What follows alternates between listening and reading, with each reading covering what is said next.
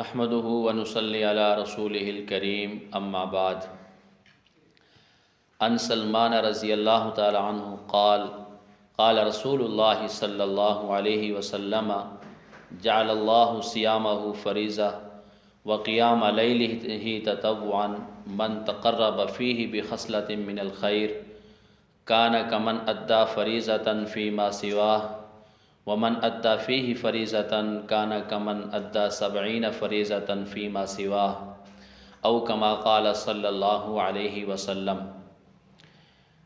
حضرت سلمان رضی اللہ تعالی عنہ سے ایک طویل حدیث پاک مروی ہے۔ صحیح ابن خزیمہ کے اندر اس حدیث پاک کا ایک حصہ میں نے آپ کے سامنے تلاوت کیا ہے۔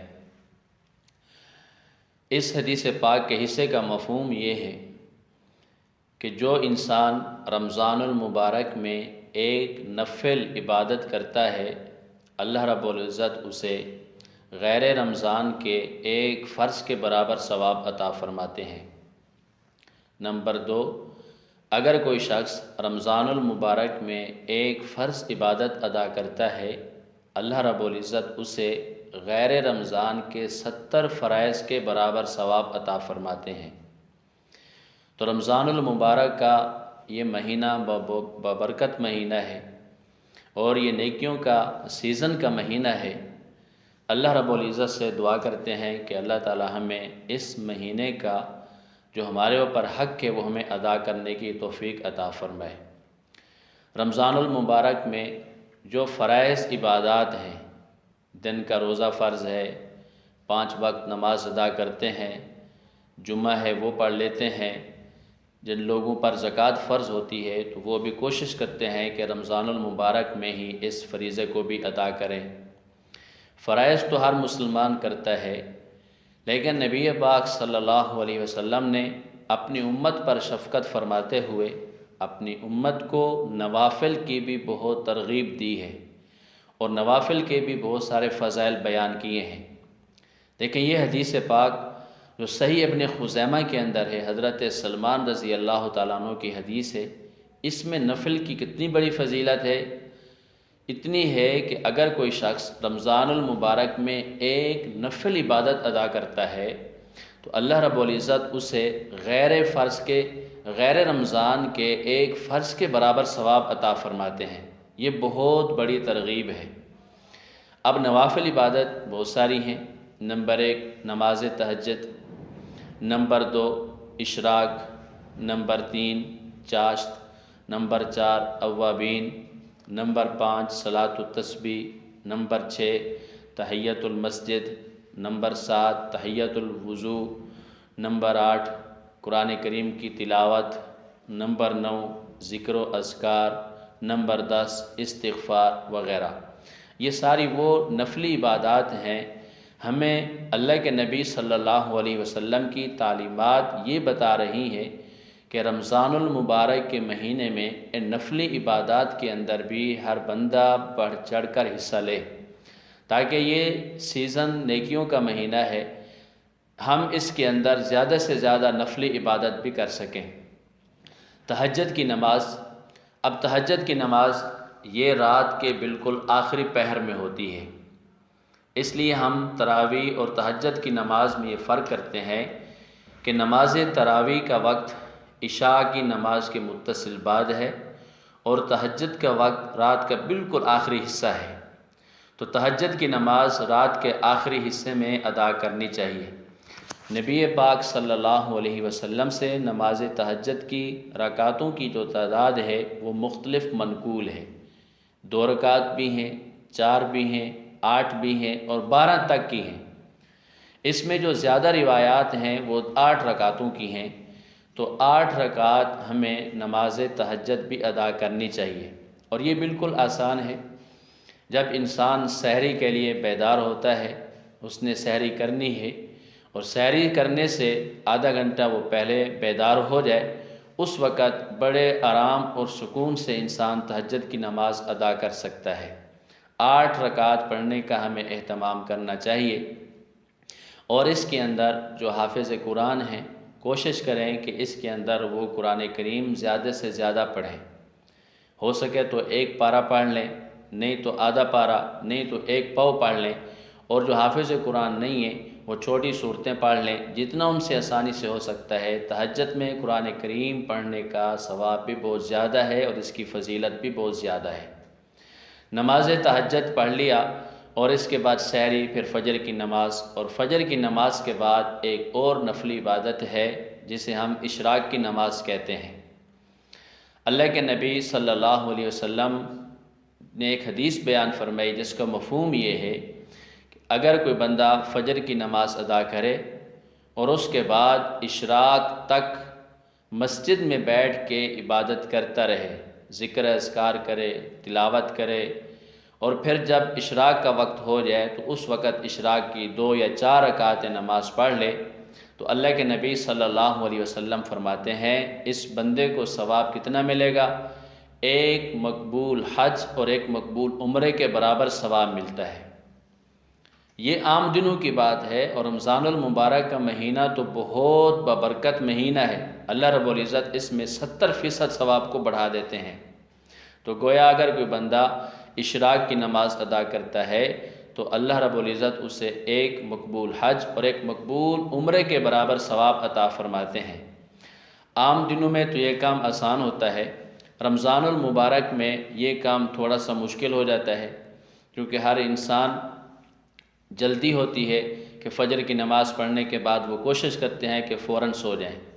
ہمیں اس میں سونا نہیں چاہیے، اشراق تک مل کر ہمیں بیٹھنا چاہیے، ذکر اذکار تلاوت ہم کرتے رہیں تاکہ ہم اشراق پڑھ کر سوئیں۔ تو اشراق پڑھیں گے تو اس کا ثواب ایک مقبول حج اور عمرے کے برابر ملے گا۔ پھر اس کے بعد دوسری نفلی عبادت ہے چاشت کی نماز۔ چاشت کی نماز اشراق سے 2-2.5 گھنٹے بعد ہوتی ہے۔ چاشت کی نماز بھی 2 رکعت پڑھ لیں یا 4 رکعت پڑھ لیں۔ اب اس کی فضیلت کیا ہے؟ اللہ کے نبی صلی اللہ علیہ وسلم کی ایک حدیث پاک ہے جس کا مفہوم یہ ہے، انسان کے بدن میں اللہ رب العزت نے 360 جوڑ بنائے ہیں۔ جب انسان صبح اٹھتا ہے تو اس کے ہر جوڑ پر گویا ایک صدقہ واجب ہوتا ہے، ہر جوڑ کی وجہ سے ایک صدقہ واجب ہوتا ہے۔ تو اللہ کے نبی صلی اللہ علیہ وسلم کے فرمان کے مطابق اگر کوئی شخص چاشت کی نماز ادا کرتا ہے تو اس کے جو 360 جوڑ تھے اور ہر جوڑ پر ایک صدقہ واجب تھا، وہ 360 صدقات ادا ہو جاتے ہیں۔ اتنی بڑی اس نماز کی فضیلت ہے۔ اور ایک فضیلت اس کی یہ بھی ہے، اگر کوئی شخص چاشت کی نماز ادا کرتا ہے تو اگر اس شخص کے سمندر کی جھاگ کے برابر بھی گناہ ہوں تو اللہ تعالیٰ اس کے گناہوں کو معاف فرما دیتے ہیں۔